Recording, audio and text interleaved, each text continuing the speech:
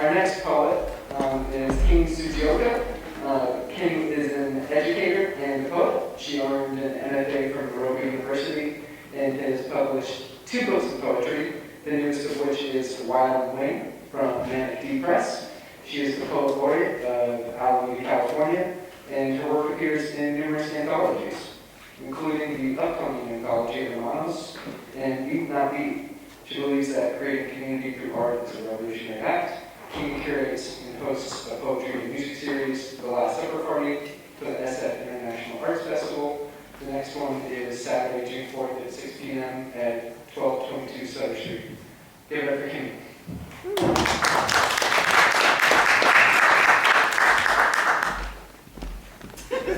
Alright, I want to say 2 things. Is that if anyone decides they want to buy my book, Wild and Wing, I'd like the donation to go to Prison Activist Resource Center. Thank you. This is Wild and Wing. And the other thing is that the June 4th reading will be with 2 poets, Laureate, one emerit, Kim Shock of San Francisco, and Eileen Casaneto, San Diego County. So it'll be a great reading, and I hope maybe you can come. All right. Decided to start with one poem from my book called Why Not? Why are you doing that? Did I break it? I hope I didn't break it. Remember the unthinkable, speak the unspeakable, tell tales of the dead until they squirm and spin in their graves. Why not be recklessly wise, humbly audacious, foolishly sublime? The connections slither like water snakes between us, barely visible, wildly infused and alliterated by one another. Why not smash the imaginary panes of self, shed the scales so we might see, might touch, might hold, might correct our use of pronouns, no more I, he, she, or they, only we. We the creatures, we the fir tree, sweet pea and madrone, we the stones and the river, we the cow and farmer, we the swallow and the raven, we the bone and skull of ancestors, we the homed and homeless, we without predicate, we who long for one another, even in the stench and filth of steerage, on this one boat, this one passage, this one planet, this one universe. Why not?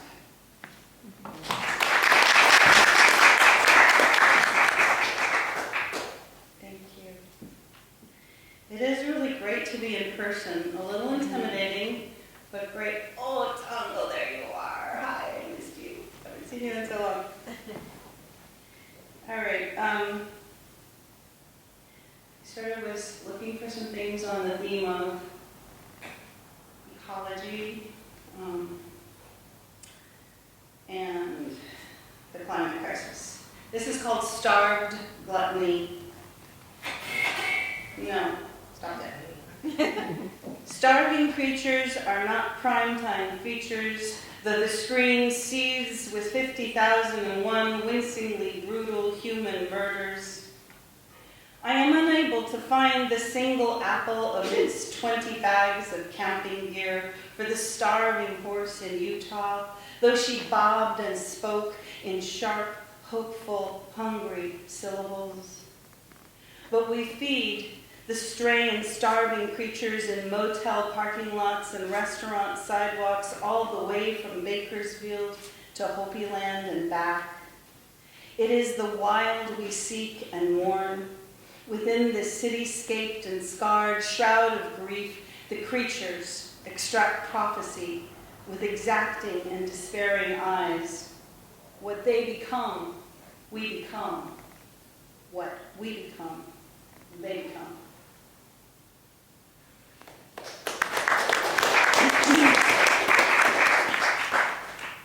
Thank you. Just sort of mixing things up a little. This is called Homeland.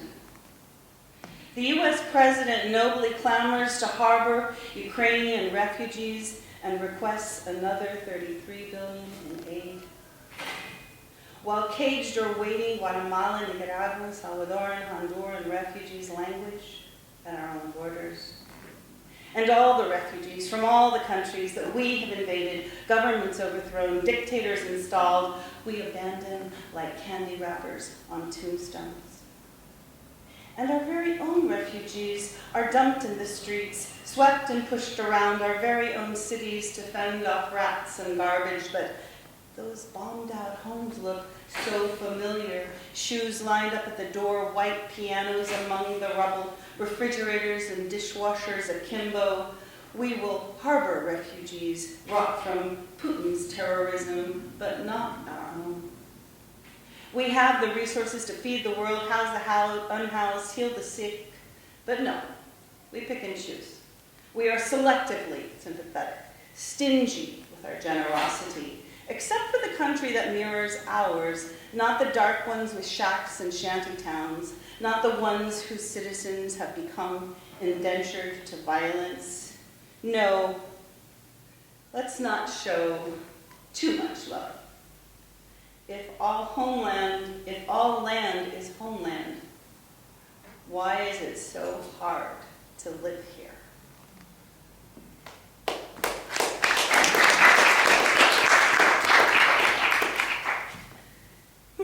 Thank you. Okay, I'm going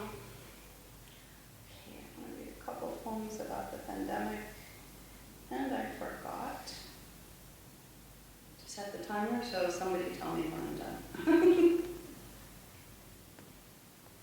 Pandemic Requiem. The sky remembers solace when the wind enters our estuaries of anguish, pillaging sunset and sunrise. The voices of the world echo prayers for reprieve that catch on barbed wire, bordering then and now in umbilical remembrance. The steel wool of sorrow scours each breath, cleansing our palates for another taste of death.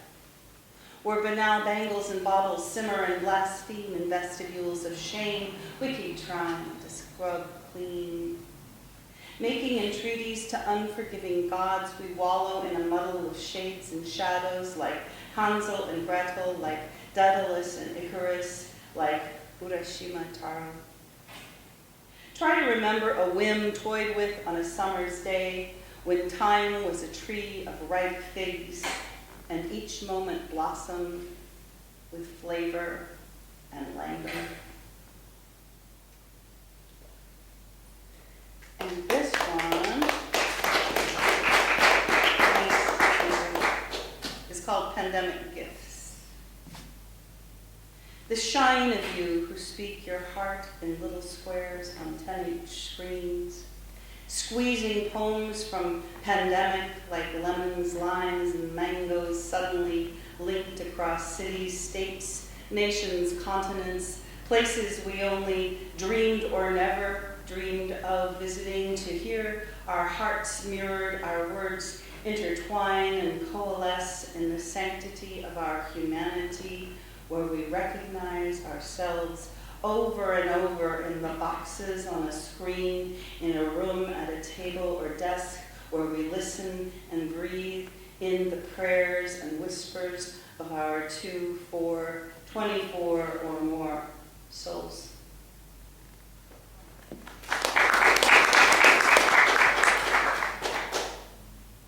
Thank you.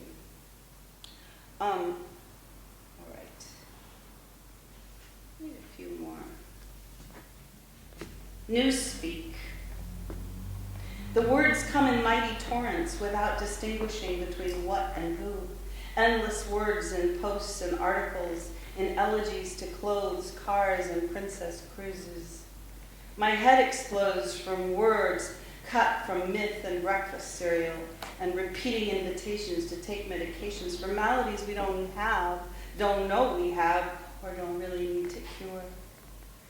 Words used to be toys I took out to play when the moon shone in my window, when the cat sprawled on my bed, all silence and space, like tinker toys. Joined and arranged in patterns or thrown on the floor like pickup sticks, allowed to run amok like marbles on concrete or neatly bricked and stacked. Now words are knives and swords that slice the world into bite-sized morsels, gradients of meaning torn away, canned and slippery implications, telegraphic and pared down to headlines, headlines with no explanations. Freighters of words crisscross the oceans. Nothing is made in its home language, but foraged or borrowed or stolen from something televised, Facebook, Snapchatted, or Twittered, marinated in misunderstandings, cheap talk. How will we learn to speak authentically to one another, to ourselves?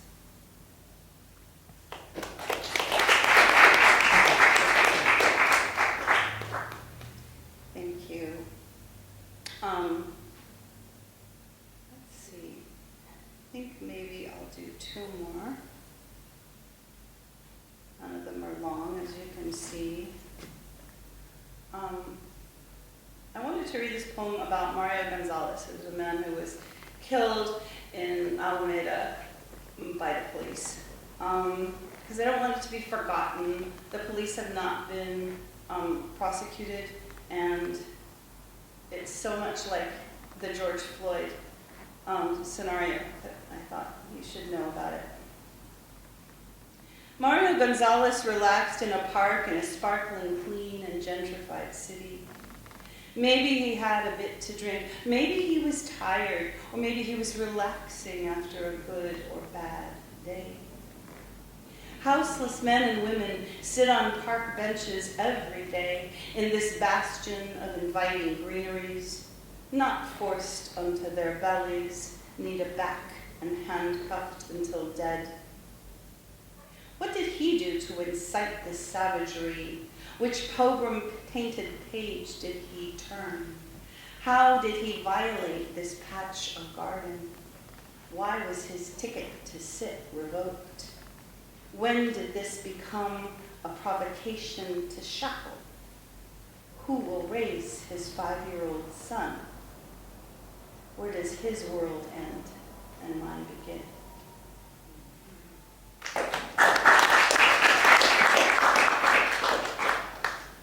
Okay.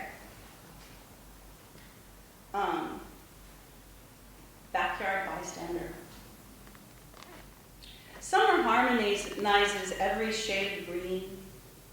Armed with coffee pot, books, and pen, I settle myself in a clearing and begin to write, but startle and recoil at the sound of heavy breathing and expect to encounter a heavy-set man with wild eyes.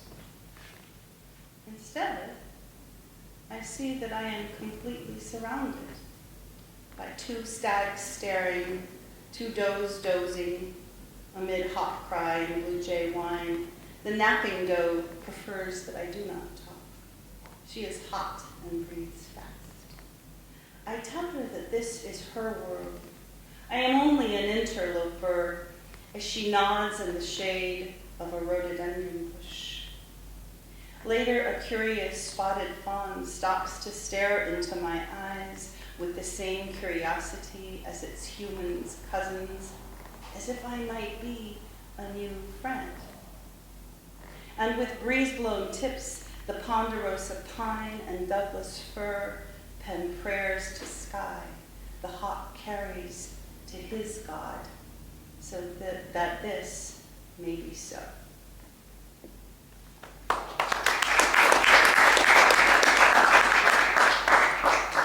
Okay. Sarah said she would help me with this poem as in 2 voices. This will be my last poem.